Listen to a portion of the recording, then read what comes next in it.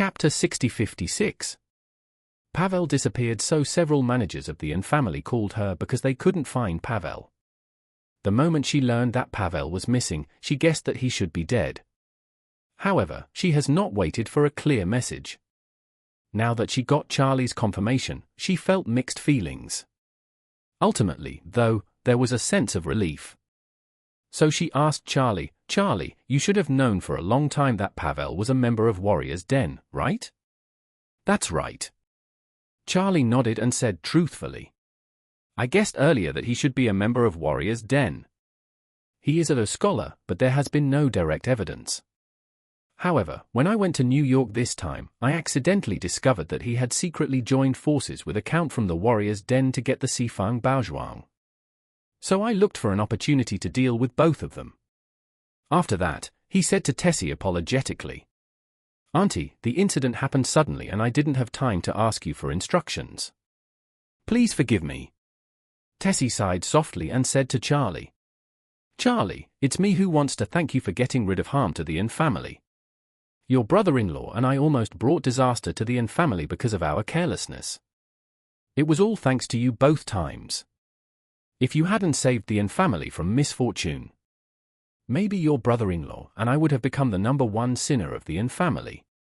Charlie felt relieved when he saw that his aunt was very sincere. He actually didn't know much about her. If she had a correct view of right and wrong, she would naturally not blame him for this matter. He was afraid that if his aunt was a love brain, then his dealing with her husband after all would inevitably bring dissatisfaction to her.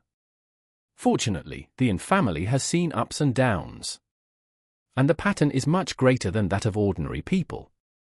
So he opened his mouth and said, "Auntie, that scholars of Warrior's Den are more penetrating than we imagined. Those who appeared around you and my uncle in the past have made you feel bright or somewhat admired. The opposite S3X is probably all theirs. Even if it were me, it would be difficult to see through and guard against." Tessie nodded lightly, and Charlie's words made her feel a little better. Charlie knew that she needed some time to slowly adapt to digestion, so he said, "Auntie, you don't have to think about anything for these 2 days. Have a good rest. After a while, the situation between us and the Warrior's Den should be settled. A big change has occurred, allowing us to take more initiative. At that time, we may have to take the initiative. At that time, you and your uncle should also try to participate as much as possible." Tessie clenched her fists and nodded firmly. "Okay, Charlie, I understand." After saying goodbye to their aunt, Charlie drove to the Champs Elysees Hot Spring Hotel below to see the progress of the martial arts training. As soon as the car drove out of the mountain villa, he received a call from Steve Rothschild. It was late at night in the United States at this time. Steve simply packed his luggage and prepared to go straight to the airport at dawn. In order to show his goodwill to Charlie, he called him specifically. Charlie answered the phone and asked with a smile, "Steve, why are you calling me so late?" Steve quickly said respectfully, "Mr. Wade, I was thinking that it should be afternoon in China. I shouldn't bother you by calling you at this time." Charlie hummed and asked him, "Do you have anything to do with me?" Steve said with an apologetic smile, "That's right, Mr. Wade, my father just asked me to do something in China and will be leaving in 3 or 4 hours. I was thinking that you should be in China as well. So I wanted to ask if it would be convenient for you. I would like to visit you in person." "Visit me?" Charlie smiled and said. "Haven't we already agreed about business? Just behave well, why bother coming to see me?" Steve hurriedly said, "Mr. Wade, I am right now absolutely loyal to you. In my mind, you are like a beacon of life. If I come to China and don't see you, I will feel very sorry."